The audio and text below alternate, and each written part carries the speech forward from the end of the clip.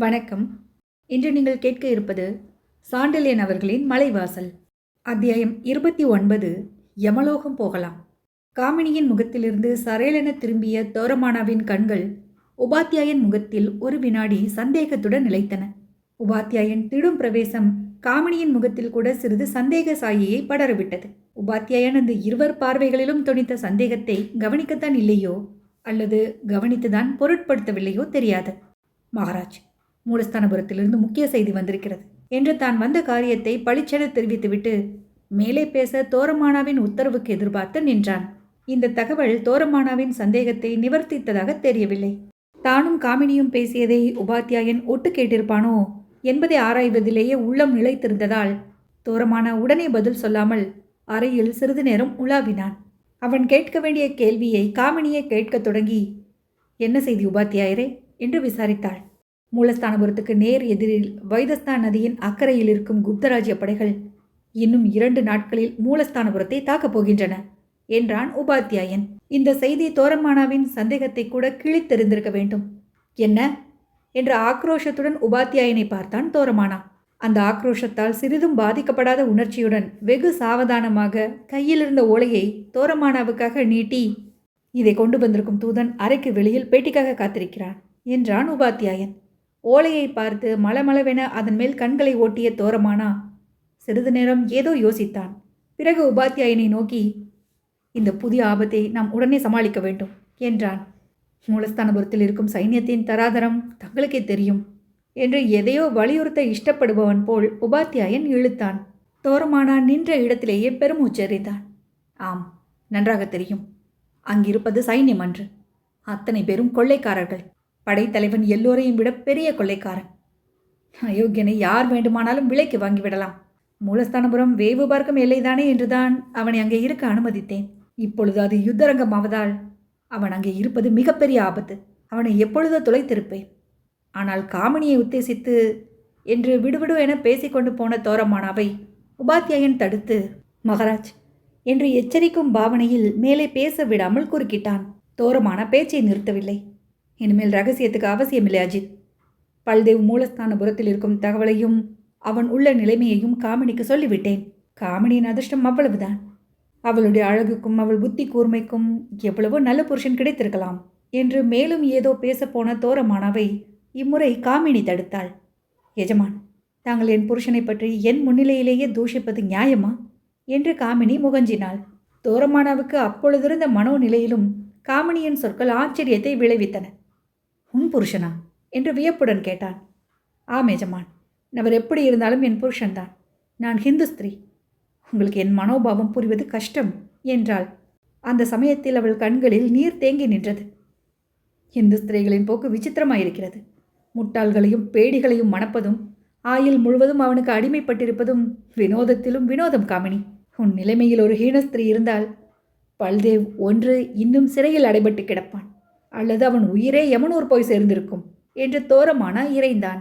உபாத்தியாயன் இதழ்களில் புன்முறுவல் தோன்றியது. அவ்வளவு பௌருஷம் இந்து ஸ்திரீகளுக்கு ஏற்படுவது கடினம் மகாராஜ் என்றான். பௌருஷம் என்ற சொல்லால் ஹீன ஸ்திரீகள் புருஷத்தன்மை வாய்ந்த காட்டு மிராண்டிகள் என குறிப்பிடுவதை புரிந்து கொள்ள தோரமானாவுக்கு வினாடி நேரம் கூட பிடிக்கவில்லை. ஆகவே அவனும் உபாத்தியாயனுக்கு திருப்பி கொடுத்தான். அவன் இதழ்களில் மிகவும் இகழ்ச்சியான புன்முறுவல் தவழ்ந்தது. வாஸ்தவந்தான் உபாத்தியாயரே, இந்து சமூகத்தில் புருஷர்களுக்கே பௌருஷம் இல்லையே, பெண்களுக்கு எங்கிருந்து வரப்போகிறது என்று சொல்லிவிட்டு உபாத்தியாயனை தன் கூரிய விழிகளால் நோக்கினான். உபாத்தியாயன் பதிலேதும் சொல்லவில்லை. ஹிந்துஸ்தானத்தின் ஒரு பகுதி ஹீனர்களிடம் சிறைப்பட்டு கிடக்கும் இந்த சமயத்தில் இந்துக்களின் பௌருஷத்தை பற்றி என்ன பேச கிடக்கிறது என்று உபாத்தியாயன் மௌனம் சாதித்தாலும் தோரமானாவின் இகழ்ச்சி அவன் மனதை வாள் கொண்டு அறுத்தது. தவிர குப்தராஜ்யத்துக்கு எதிராக தோரமானாவின் உபசேனாதிபதியாக வாள் பிடிக்கும் தான் எந்த சமாதானத்தை தான் சொல்ல முடியும்?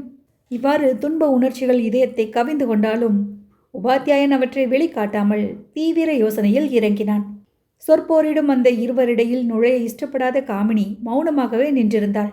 அவள் நிலையை கண்டு பரிதாபம் கொண்ட தோரமானா, அஜித், இந்துக்கள் ஹீனர்களை பற்றி அனாவசிய தர்க்கம் இப்பொழுது அவசியமில்லை. அவசியமான காரியத்தை கவனிப்போம். மூலஸ்தானபுரத்து பாதுகாப்பை பல்தேவிடம் ஒப்படைப்பது சாத்தியமில்லை.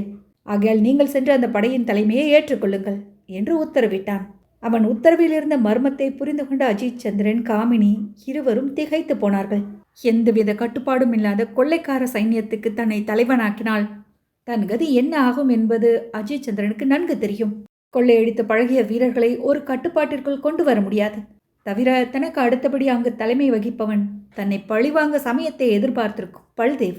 கொள்ளைக்காரர்கள் பல்தேவ் சொற்படி கட்டுப்பாட்டுக்கும் ஒழுங்குக்கும் உட்பட்டு நடக்க மாட்டார்கள். அந்த சைன்யத்தையும் தனக்கு குழி வெட்டுவதையே நோக்கமாக கொண்டுள்ள படைத்தலைவனையும் வைத்துக்கொண்டு குப்தராஜ்ய படைகளை சமாளிக்க முடியாது. தோல்வியடைந்தால் அதை சாக்காக கொண்டு தோரமானா தன்னை விசாரணைக்கு கொண்டு வந்து ஒழித்து விடுவான். கொள்ளைக்காரர்களுக்கு இடம் கொடுத்த குற்றத்திற்காக விசாரித்து தோரமானா தன்னை அழித்தால் ஜனங்கள் அதை நியாயம் என்றே நினைப்பார்கள். ஒரு பெண்ணுக்காக தேச துரோகியான அஜித் சந்திரன் போன இடத்தில் கொள்ளைக்காரனாகவும் மாறிவிட்டான் என்று சரித்திரத்திலிருந்து அழிக்க முடியாத பழியை தன் மீது சுமத்தி விடுவார்கள். தோரமானாவின் ஒரு உத்தரவு தன்னை அதோகதியான நிலைக்கு கொண்டு வரப்போவதை அஜித் சந்திரன் புரிந்து கொண்டான். காமினிக்கும் அது பழிச்சென்று விளங்கத்தான் செய்தது. ஆகவே காமினி கேட்டாள், கொள்ளைக்காரர்கள் சைன்யத்தை ஒழுங்கில் வைக்க அங்குள்ள படைப்பிரிவிலிருந்து ஒரு பகுதியை உபாத்தியாயர் மூலஸ்தானபுரத்துக்கு அழைத்து போகலாம் அல்லவா என்று. தோரமானாவின் அடுத்த வார்த்தைகள் அந்த நம்பிக்கையையும் உடைத்தெறிந்தன. அதெப்படி முடியும் காமினி? நான் சற்று முன் சொன்னதை மறந்து விட்டாயா? இங்கிருக்கும் படைப்பிரிவுகள் அத்தனையும் எனக்கு தேவையாயிருக்குமே. உபாத்தியாயரை போன்ற உபசேனாதிபதிக்கு சைன்யத்தில் கட்டுப்பாடை நிலைநிறுத்துவது ஒரு பிரமாதம் அல்ல. தவிர உபாத்தியாயருக்கு இருக்கும் 10 மெய்க்காவலர்கள் அவருக்காக உயிரையும் விட தயாராயிருக்கிறார்கள்.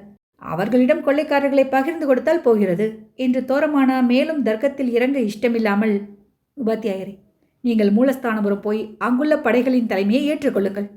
உங்கள் உத்தரவுப்படி நடக்க பல்தேவுக்கு ஓலை எழுதி அனுப்பிவிடுகிறேன்.